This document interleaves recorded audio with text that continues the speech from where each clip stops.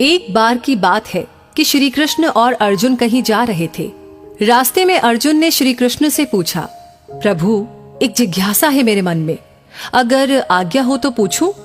श्री कृष्ण ने कहा, अर्जुन, तुम मुझसे बिना किसी हिचक कुछ भी पूछ सकते हो।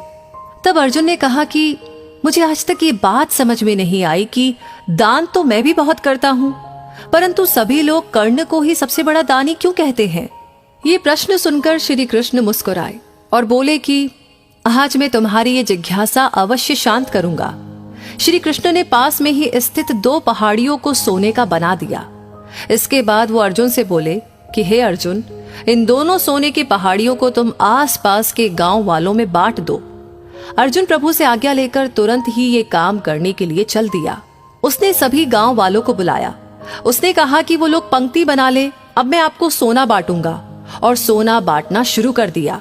गांव वालों ने अर्जुन की खूब जय जयकार करनी शुरू कर दी। अर्जुन सोना पहाड़ी में से तोड़ते गए और गांव वालों को देते गए। लगातार 2 दिन और 2 रातों तक अर्जुन सोना बांटते रहे और अर्जुन में अब तक अहंकार आ चुका था।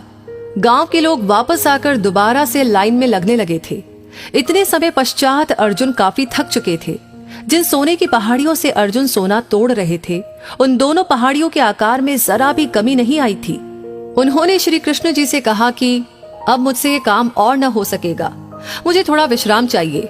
प्रभु ने कहा कि ठीक है, तुम अब विश्राम करो। और उन्होंने अब कर्ण को बुला लिया। उन्होंने कर्ण से कहा कि इन दोनों पहाड़ियों का सोना इन गांव वालों में बांट दो। कर्ण तुरंत सोना बांटने चल दिए। उन्होंने गांव वालों को बुलाया और उनसे कहा, ये सोना आप लोगों का है, जिसको जितना सोना चाहिए वो यहाँ से ले जाए। ऐसा कहकर कर्ण वहां से चले गए। ये देखकर अर्जुन ने कहा कि ऐसा करने का विचार मेरे मन में क्यों नहीं आया? इस पर श्री कृष्ण ने जवाब दिया कि तुम्हें सोने से मोह हो गया था। तुम खुद ये निर्णय कर रहे थे कि किस गांव वाले को कितनी जरूरत है, उतना ही सोना तुम पहाड़ी में से खोद कर उन्हें दे रहे थे। तुम में दाता होने का भाव आ गया था। दूसरी तरफ कर्ण ने ऐसा नहीं किया।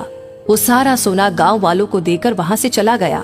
वो नहीं चाहता था कि उनके सामने कोई उनकी जय जयकार करे या प्रशंसा करे।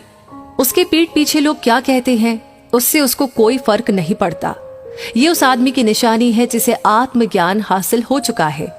इस तरह श्री कृष्ण ने खूबसूरत तरीके से अर्जुन के प्रश्न का उत्तर दिया। अर्जुन को भी अब अपने प्रश्न का उत्तर मिल चुका था। दान देने के बदले में धन्यवाद या बधाई की उम्मीद करना भी उपहार नहीं, सौदा कहलाता है।